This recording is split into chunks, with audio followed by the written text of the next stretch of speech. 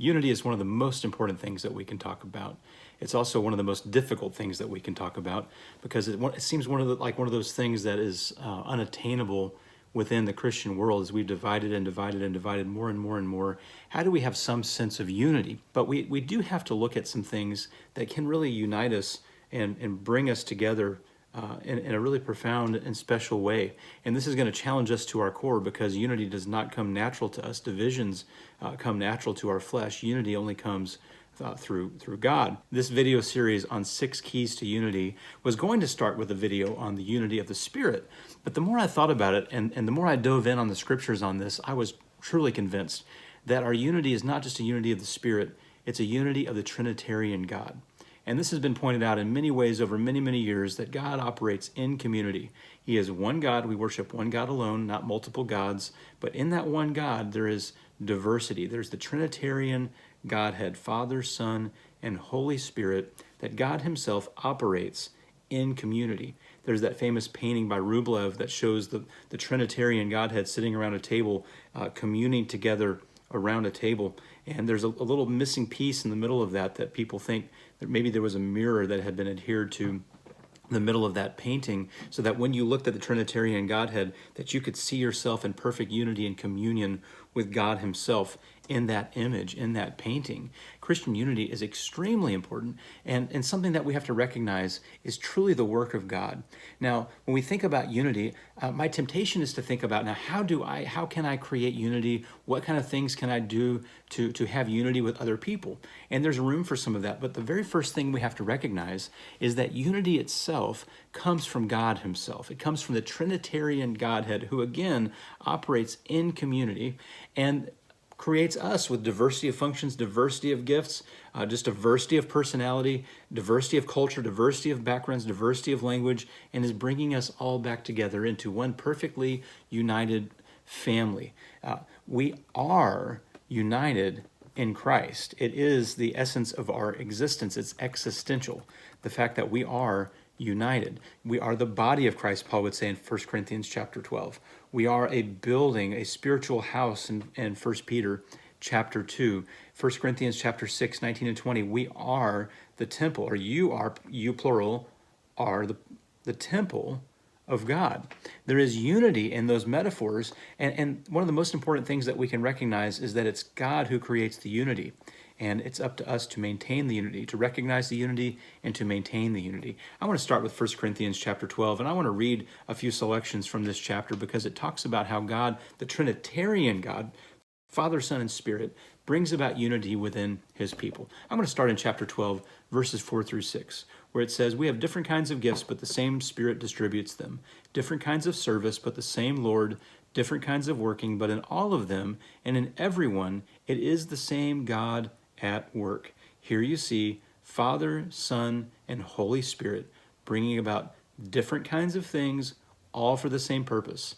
It is God and the Father, Son, and Spirit who creates the unity that we have in the church. Now, in verse 7, the very next verse, it says, "Now to each one the manifestation of the Spirit is given for the common good." And then Paul begins listing the kinds of gifts, listing the kind of things that God gives to a diverse gifts to a diverse body, all for the common good, verse 7. And then in verse 11, it says, "All of these are the work of the same Spirit, and he distributes them to each one as he determines." The very next verse, in verse 12, it says, "Just as the body, though one, has many parts, but all its many parts form one body, so it is with Christ. For we were all baptized by one Spirit so as to form one body, whether Jews or Gentiles, slave or free, we were all given one Spirit to drink. Even so, the body is not made up of one part, but of many."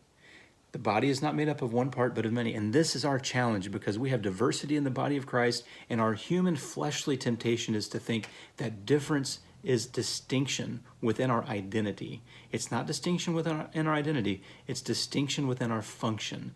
When God gives the church different kinds of giftings, it is not to make distinctions of identity, it's to make distinctions of our roles and our functions. He'll make that clear in Ephesians 4, that all these diverse gifts are used for the unity and the maturation of the body, but Christ gives different roles to different people for the same purpose, for the building up of the body. And this is what Paul says in 1 Corinthians chapter 12, verse 24, that it's the work of the Holy Spirit, and it's the body of Christ. And then he said that it is God who has put together all these things. And then in verse 27, he says, now you are the body of Christ, and each one of you is a part of it. And God has placed in the church of, first of all, prophets and apostles and all these things. It's the body of Christ, gifted by the Spirit, and God has placed all these things in it. This is a trinitarian work of unity that God has done, that God has created, that God has formed to bring us into the same family, to bring us into the same body, to make us a temple and a spiritual house. Our unity in Christ exists whether we understand it or not, whether we recognize it or not, whether we fellowship it or not. It exists. It's part of who we are as new creation people, that in Christ we are new creation people, part of the family of God, part of the kingdom of God. Whether we like it or not, whether we know it or not, whether we see it or not, whether we fellowship it or not, God has created a spiritual reality, and we need to do our best to discern those who are our brothers and sisters in Christ, and they may not all fit within the lines that we have sometimes created. All the lines, if you're going to have lines of who's in and who's out, each of those lines needs to come from Scripture, but ultimately that's God's job and not ours. I want to move to Ephesians chapter 4, and this is where we get into the fact again that it is God who creates the unity. We don't create unity by anything that we do. God creates the unity. We maintain the unity. And Paul writes in Ephesians chapter 4, verse 3, a very well-known verse, to keep, or to make every effort to keep the unity of the Spirit through the bond of peace. Paul doesn't say make unity. Paul doesn't say create unity. Paul says keep the unity which is of the Spirit. It's the Spirit's unity. The Spirit unites us, that when we're baptized into Christ, we receive the gift of the Spirit. We all receive the same baptism. We all receive the same Spirit. But not only that, if you listen on in this chapter, Paul also goes into Trinitarian mode. And here's what he says in the rest of Ephesians chapter 4. He says, there is one body and one Spirit, just as you were called to one hope when you were called, one Lord, one faith, one baptism, one God and Father of all, who is over all and through all and in all. That is the working of the Holy Spirit, the Spirit who God has placed in us, the Spirit who Christ has sent. Christ has sent the Spirit. God has put the Spirit in us as a deposit of what is to come, Paul would say in Ephesians.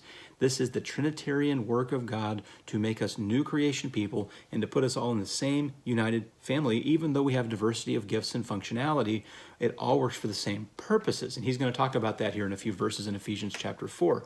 You get down into verse 11 where it says, so Christ himself gave apostles and the prophets and the evangelists, the pastors and teachers. And here's why.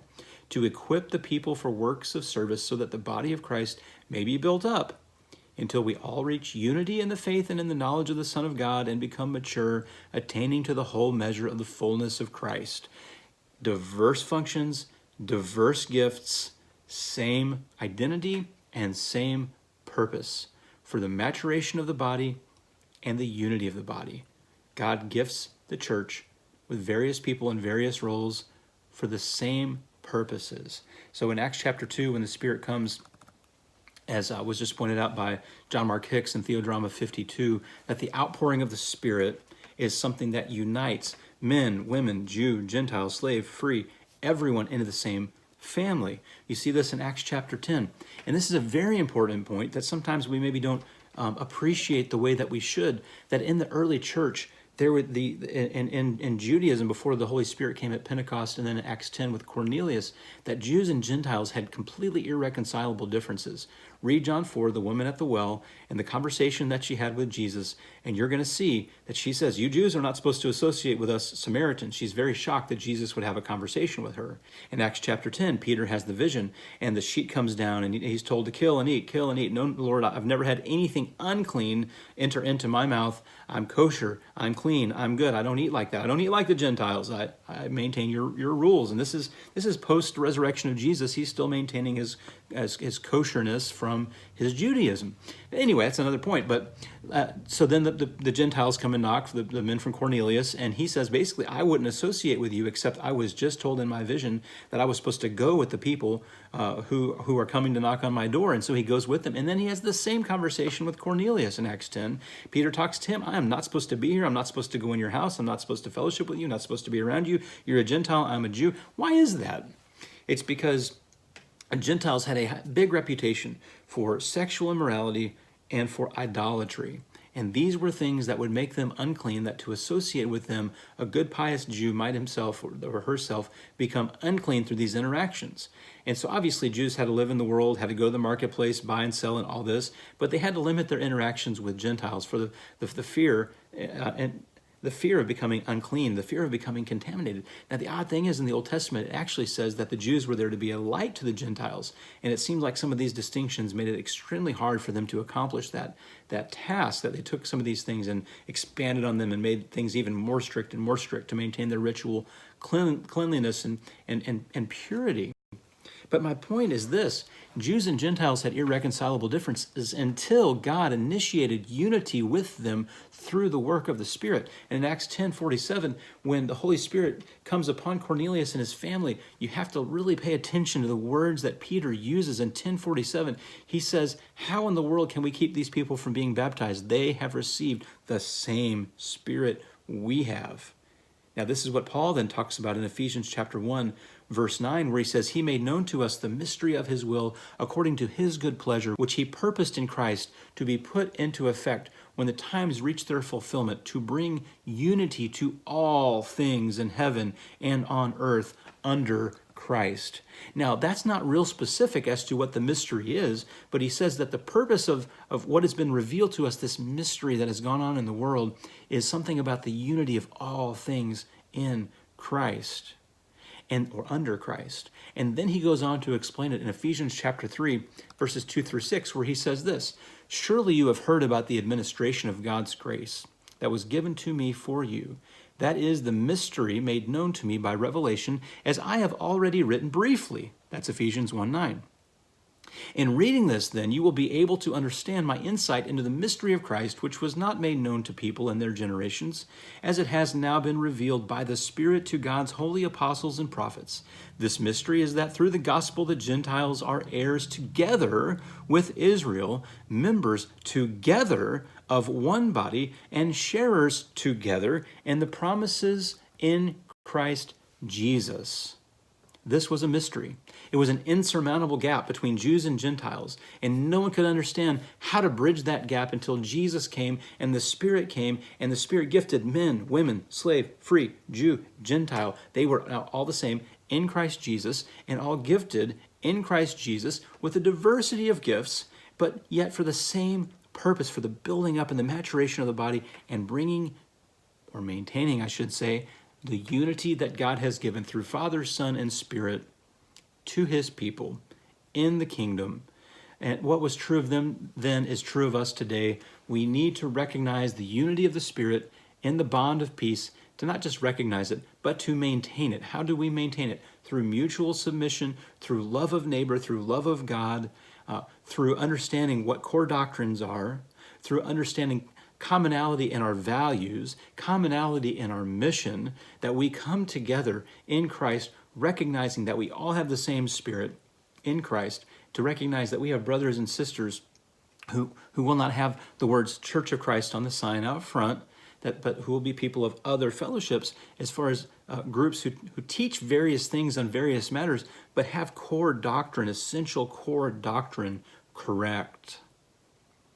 These are going to be God's people, but that they are saved by the grace of God, that they lean on Jesus and everything, that they have received the Holy Spirit in baptism. These are the people of God, and these are our people. And we're going to disagree on some things, but not everything is a line of fellowship. We're going to talk about that in a follow-up video. But it is very, very important for us to recognize our Christian unity, because there's a lot that we could get done as the body of Christ and our mission in the world if only we could unite, if only we could gather best practices and resources, if only we could pray in Mass together across some of these lines that have traditionally and typically divided. And let me say this, in churches of Christ, We don't even fellowship each other across churches very well. Churches in the same town, we don't often talk. We don't often have much to do with each other. We're all kind of staying in our own lane. And we could do better on that point even. We need to recognize our unity. This is very important to God. And what did Jesus say? The world will know that you are my disciples by your love for one another, for Christian. And I don't know that I demonstrate that as well as I should. So I hope this is beneficial to you, and please tune into the next few. We're going to continue on the theodrama with John Mark Hicks. That's now in part 52. That's just a very simple theology that's being worked through the grand story of Scripture that we need to be familiar with to understand what God is doing in this world and the trajectory of things over time. And just a great series, and I'm appreciative that he's done that for wineskins. But we're going to continue this series with 5 more parts on what it means to be united in Christ through the work of the Spirit that God has initiated. So thanks for watching. God bless.